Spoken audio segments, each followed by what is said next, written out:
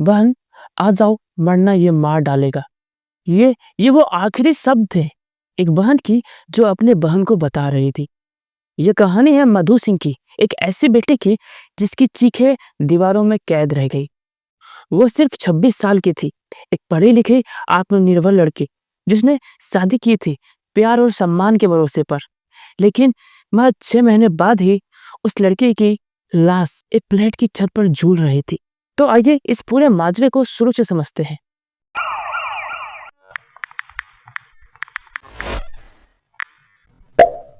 ये बात है उत्तर प्रदेश के लखनऊ की, जहां मधु सिंह एक पढ़ी लिखी लड़की, उसकी जिंदगी में सब कुछ नॉर्मल चल रहा था। उसका रिश्ता मर्चेंट नेवी के सेकेंड ऑफिसर अनुराग सिंह से तय हो जाता है। पूरे परिवार में खुशी का माहौल रहता है। 25 फरवरी 2025 को दोनों की शादी धूमधाम से हो जाती है। रिश्तेदार, दोस्त और पड़ोसियों ने इन शादी को परफेक्ट मैच कहा। मधु के चेहरे पर मुस्कान थी, उम्मीदें थी और एक नए जीवन की चमक थी। शुरुआती कुछ हफ्ते बेहद सुखद बीते, लेकिन बहुत जल्द मधु को एहसास हो गया कि जैसे सब कुछ बाहर से दिख रहा है वैसा नहीं है। शादी के महज 1 महीने भीतर ही मधु के व्यवहार में बदलाव आ गया। वह पहले की तरह हंसती नहीं थी, मोबाइल पर कम बात करती थी और बार बार मायके लौटने की इच्छा जताती थी। उसकी आंखों में उदासी और तनाव साफ दिखने लगा था।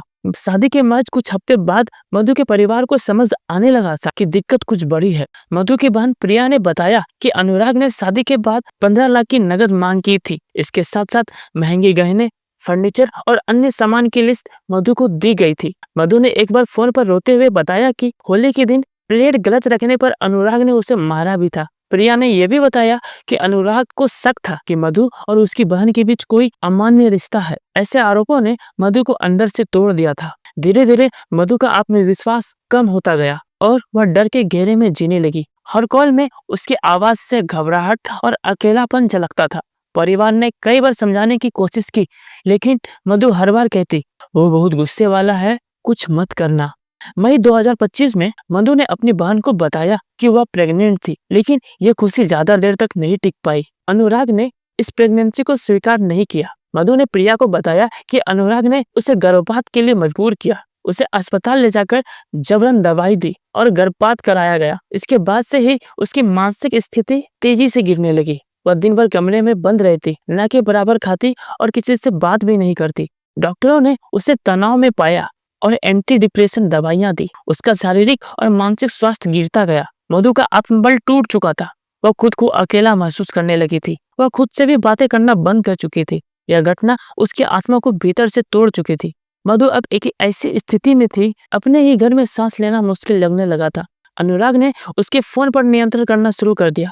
वह हर कॉल रिकॉर्ड करता, सोशल मीडिया डिलीट करवा दिया और घर से बाहर जाने पर रोक लगा दी। मधु को अपनी बहन और माता पिता से बातचीत करने के लिए छुपकर समय निकालना पड़ता था। अनुराग की नजरें हर वक्त मधु पर होती थी। वह अक्सर कहता, तुम्हें कुछ हुआ तो तुम्हें कोई बचाने नहीं आएगा। इन शब्दों ने मधु के भीतर भय पैदा कर दिया था। उसके बाद एक बार प्रिया को कहा, बहन मुझे लग रहा है ये मुझे मार देगा। प्रिया ने मधु को बार बार घर लौटने की सलाह दी, लेकिन मधु डरती रही कि इससे बात और बिगड़ जाएगी। उसकी जिंदगी एक मानसिक जेल बन चुकी थी, जहां हर दिन डर, अपमान और अकेलेपन के बीच बीतता था। 3 अगस्त 2025 की रात मधु ने अपनी बहन प्रिया को घबराहट भरे स्वर में फोन किया। कॉल की रिकॉर्डिंग्स में उसकी आवाज कांप रही थी। वह बार बार कह रही थी, बहन आ जाओ वरना यह मार डालेगा। उसके शब्द सीधे दिल में चुभते हैं। कॉल लगभग 2 मिनट तक चली और फिर अचानक कट हो गई। प्रिया ने तुरंत मधु को फिर से कॉल किया, लेकिन कोई जवाब नहीं मिला। उसने मधु के घर जाने की कोशिश की, लेकिन दरवाजा अंदर से बंद था। आसपास के लोगों ने बताया कि रात को घर में झगड़े और रोने की आवाज आ रही थी। यह कॉल अब इस केस की सबसे अहम गवाही बन चुकी थी। 4 अगस्त को मधु का शव उसके घर में फ्लैट के पंखे में लटका मिला। अनुराग ने बताया, जब वह कमरे में आया तो मधु को लटका पाया और नौकर की मदद से नीचे उतारा, लेकिन उसने तुरंत पुलिस या मधु के घर वालों को सूचना नहीं दी। पुलिस को सुबह सूचना मिली, तब तक मधु की मौत को 8-10 घंटे बीत चुके थे। जब पुलिस मौके पर पहुंची तो कमरे में अव्यवस्था थी। कुर्सियां उल्टी थी, सामान बिखरा हुआ था और दीवारों पर खरोच के निशान थे। यह सब दर्शाता था कि वहां संघर्ष हुआ था। सबसे अजीब बात यह थी कि हत्या के लिए कोई नोट नहीं मिला और न ही कोई स्पष्ट कारण जो मधु के इस कदम को जायज ठहराता। मधु के पिता फतेह बहादुर सिंह ने 5 अगस्त को अनुराग सिंह के खिलाफ एफआईआर दर्ज कराई। परिजनों के अनुसार घटना के एक दिन पहले रविवार को अनुराग और मधु कार से कहीं निकले थे। कार में अनुराग शराब पी रहा था, जबकि मधु गाड़ी चला रही थी। रास्ते में एक गड्ढे से बचने के लिए जब मधु ने गाड़ी मोड़ी तो अनुराग ने उस पर तंज कसते हुए कहा, लड़कों को देखकर गाड़ी घुमा दी। इसके बाद उसने कार में ही मधु से मारपीट की। मधु के परिजनों का यह भी कहना है कि अनुराग 30 अप्रैल को मर्चेंट नेवी की शिप ड्यूटी पर जाने की बात कहकर घर से निकला था और कहा था कि वह 6 महीने तक वापस नहीं आएगा, लेकिन वह अचानक 22 जुलाई को घर लौट आया। इसके ठीक 10 दिन बाद मधु की मृत्यु हो गई।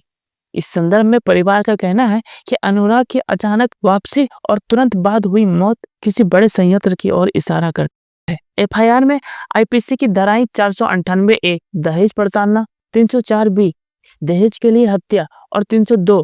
पुलिस ने मधु की कॉल रिकॉर्डिंग्स को फोरेंसिक जांच के लिए भेजा और घर के सीसीटीवी फुटेज खंगालने शुरू किए। अनुराग को पूछताछ के लिए थाने बुलाया गया, लेकिन वह बार बार बयान बदल रहा था।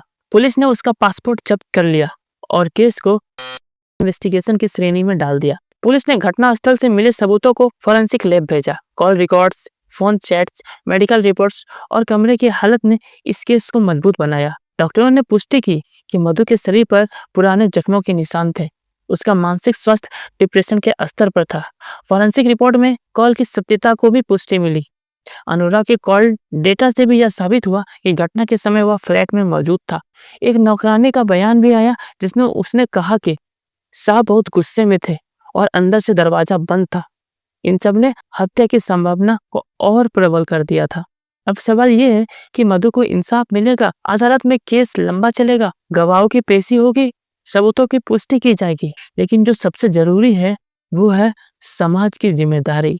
मधु की मौत सिर्फ एक केस नहीं, ये हर उस लड़की की आवाज है जो चुपचाप अत्याचार सहती है। अगर इस केस में न्याय मिला तो यह एक संदेश होगा कि बेटियों की चीख अब अनसुनी नहीं रहेगी।